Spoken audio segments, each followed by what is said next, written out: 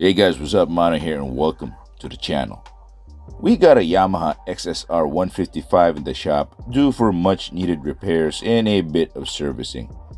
This bike was brought in and serviced by my brother while he was here for the holidays. What does a motorcycle guy do while on vacation? Fix other people's bikes, of course. In this video, we'll be doing a deep dive on this bike because we learned a lot while it was at our shop. We'll be talking about things that you need to know about Yamaha's ever so popular entry-level modern retro roadster, what to expect and what to look out for. So if you're in the market for this bike, may it be brand new or used, then this video is for you. Alrighty, let's start with the specs, the ones that matter the most. The Yamaha XSR155 is an entry-level neo-retro roadster designed for the rider who prioritizes good looks and user-friendly performance. It's powered by a fuel-injected 155cc liquid-cooled 4-stroke engine that produces 19 horsepower at 10,000 RPM and 14 Nm of torque at 8,500 RPM. Managing that power is a 6-speed manual transmission. Holding everything in place is a Delta box-style steel frame suspended by an inverted front fork and a monoshock at the back. Wheels are 17-inch alloys front and rear, and the stock tires are the road-biased dual sport IRC GP211s. You'll get front and rear disc brakes with ABS. Fuel capacity is a generous 10 liters. Seat height is at 31 inches off the ground, and the bike weighs in at 134 kilograms wet. No fancy electronics, just the basics, and that's all you need. Take note, the bike that we have here was a 2020 model with 15,000 kilometers, owned by a newer rider who got this as his first bike. The reason why it's here in the first place was because it needed some TLC and wasn't running properly. Well, basically it wasn't running at all. Now, while my brother was working on this, he documented everything that needed attention, and boy was there a lot of things going on. Main reason why it wasn't running anymore was a broken fuel pump. Upon removing the fuel tank, he discovered that there was rust hidden under the fuel cap rim, causing water to contaminate the fuel and eventually destroy the fuel pump. The only solution to that was weld the holes caused by the rust. Now, speaking of rust, welds that are hidden from sight were all rusty. Totally expected from a daily ridden bike, but a bit disappointing in terms of quality from a recent model Yamaha. If you are planning on getting a used unit, check for rusty bits and crevices. Another issue was a broken radiator fan. Now, considering this bike only has 15,000 kilometers on it, it's kind of bothersome that something like this happened so early. That was remedied with a brand new radiator fan, which was an easy fix. And a radiator flush and fresh new coolant was put in for good measure. Now, the brakes needed a good bleeding as the front was spongy to the touch. The rear brake, however, required a brand new fluid reservoir since the old one was brittle and broken. Also, this bike needed an oil change. At 15,000 kilometers, it's a good idea to have the oil filter changed as well. Lastly, the bodywork was all scuffed up, dents and scratches everywhere from the tailpipe, swing arm, and a bent exhaust and other places that would hit the ground first. The handlebars were also bent and had to be replaced with a newer set. All these exterior damage is proof that this bike was dropped a lot, most likely from low-speed incidents.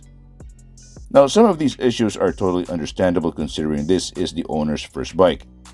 It is totally expected from a newer rider to bang up a motorcycle due to lack of experience.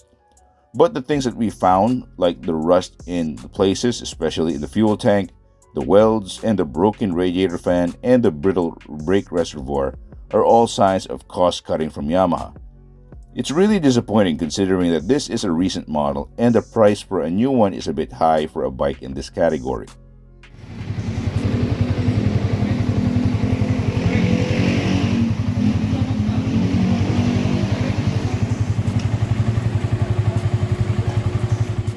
Right, now since everything was fixed by my brother, let's do a quick test ride to make sure everything is working properly before we turn it over to its owner. And this is the part where I tell you how this bike makes me feel. My time riding this bike was very short and pretty mundane, but I will tell you everything that I felt during that time. First, let's talk about ergonomics. Despite this bike looking a bit small for a guy my size, I do not feel cramped sitting on this. The seat height is typical for a street bike, but it's a bit narrow towards the gas tank. The padding itself is pretty firm. For me, this is okay, but for shorter riders, shorter than 5'5" or have a short inseam, then this is a point of concern. Reach to the bars is pretty leaned forward even with the stock bars that we replaced. The bars that we installed on this one is a bit lower also. But for some reason, I find both comfortable despite putting me in a lean forward position. Foot placement is typical street bike, putting your legs in a comfortable position that allows you to squeeze the gas tank firmly. Now, riding this bike was a generally pleasant experience despite the condition of this unit. Anyway, throttle response is very smooth and very predictable. Useful amounts of torque is present the moment you release the clutch. Acceleration is both surprisingly very quick and predictable. Now, operating the clutch is also very smooth. It only requires a light squeeze and releasing it is ultra smooth as well. And shifting through the gears is also a pleasant experience. It gives off a reassuring click every time you change gears, and finding neutral is easy as well. Now, maneuvering this bike through traffic was also an enjoyable experience despite it having really worn out tires. We could have changed the tires to a newer set, but the owner decided to stick with his old tires for the moment. Weaving in and out of traffic was super easy. Even though this bike weighs a bit, it carries its center of mass low and centered, which is a good thing, especially in tight situations like this. One thing that I really like about this bike is how plush the ride is even with the non-adjustable suspension. It absorbs most road imperfections without any complaint, but it also transmits heavier vibrations through the bars and the seat in a non-intrusive way. Now, since we were also fixing the brakes, might as well check if they're working properly. If you are the kind of rider who relies mostly on the rear brake to slow things down, I tell you this bike is for you. The front brake also has a strong but smooth bite. Since this bike comes equipped with ABS, panic stops should be a piece of cake. Now, I do have complaints about this bike. Two things actually. Number one is the speedometer. The negative display makes it really hard to read at a glance.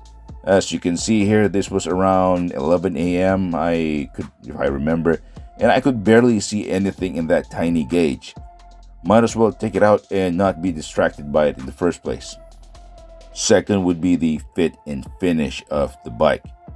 From a distance, it looks pretty well built, but once you're on the bike, it feels very tacky with a bit of noise coming from the vibrating plastic components.